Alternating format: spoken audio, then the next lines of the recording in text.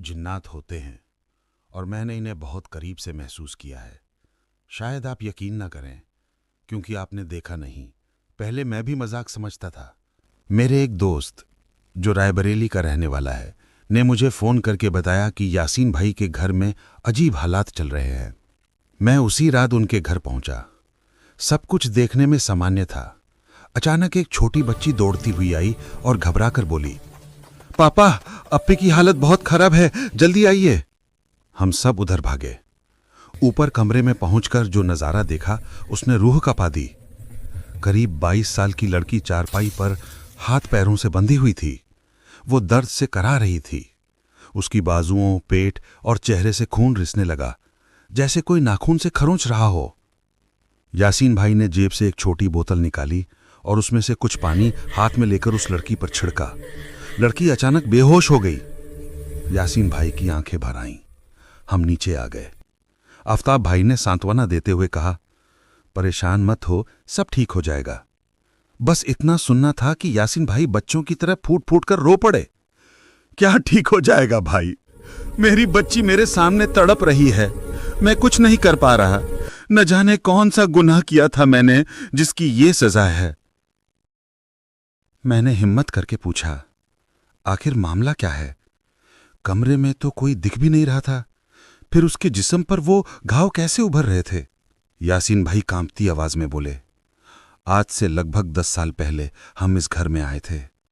ये मकान हमें बहुत सस्ता मिल गया। कुछ लोगों ने मना किया, ये घर उनका ठिकाना है, पर घर लेना मेरे लिए बहुत बड़ी बात थी और परिवार की जरूरत भी।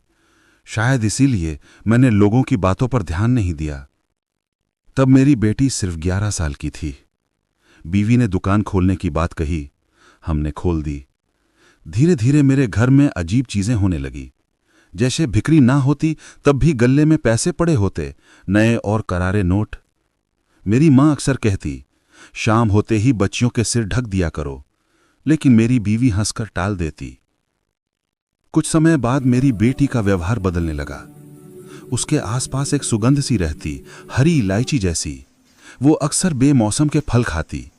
पूछने पर मुस्कुरा देती और जवाब देती, दोस्त ने दिए हैं। मैंने हमेशा इन बातों को नजरअंदाज किया। 19 साल की होते ही उसके लिए रिश्ता आया। उसी शाम घर में जलते हुए मांस की बदबू फैल गई।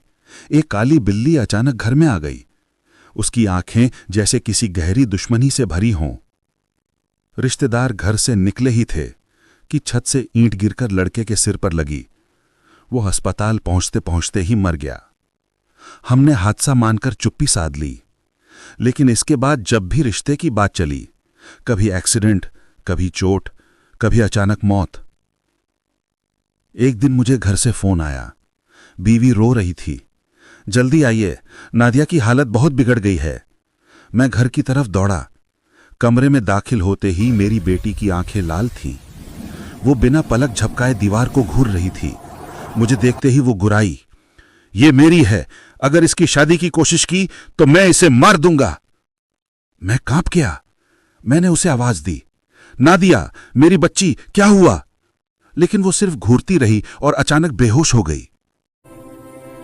मैं उसे अस्पताल ले गया। टेस्ट हुए, सब नॉर्मल, कोई वजह नहीं। डॉक्टर को कुछ समझ में नहीं आया, पर इसकी हालत ठीक नहीं हुई। मौलवी, पादरी, मंदिर, दरगाह, जहां हो सका गया। ऊंचाहार के एक मौलवी ने 3 दिन के अमल का वादा किया। जब वो अमल करते, कुछ देर के लिए नादिया की हालत सुधर जाती, पर उनके जाते ही वही हालात। अब तो उसकी देह पर गहरे नाखूनों के निशान उभरने लगे थे। खून रिसने लगता। हम लाचार थे। तभी अचानक शोर मचा। हम सब नादिया के कमरे की ओर भागे। कमरे में काला धुआं भरा हुआ था, बदबू जैसे ताजा मांस आग पर जल रहा हो। नादिया चीख रही थी, बचाओ मुझे, प्लीज पापा। हवा में अचानक एक भारी कर्कश आवाज गूंजी, मैं इसे ले जा रहा हूं। और उसके अगले ही पल वो खूबसूरत बच्ची बेजान होकर गिर पड़ी। उसका शरीर इतना सफेद था जैसे उसमें कभी खून था ही नहीं। यासीन भाई घुटनों पर गिर पड़े। उनकी रुलाई दिल चीर देने वाली थी। मैं वहां ज्यादा देर नहीं रह सका। दम घुटता महसूस हुआ। मैंने चुपचाप अपना बैग उठाया, किसी से कुछ कहे बिना वहां से रात के अंधेरे में निकल आया। आप चाहें तो इस पर विश्वास ना करें, लेकिन जो मैंने सुना, जो मैंने देखा, जो मैंने महसूस किया, वो इंसानी समझ से बहुत ऊपर है। कुछ राज हमारे बस में नहीं होते।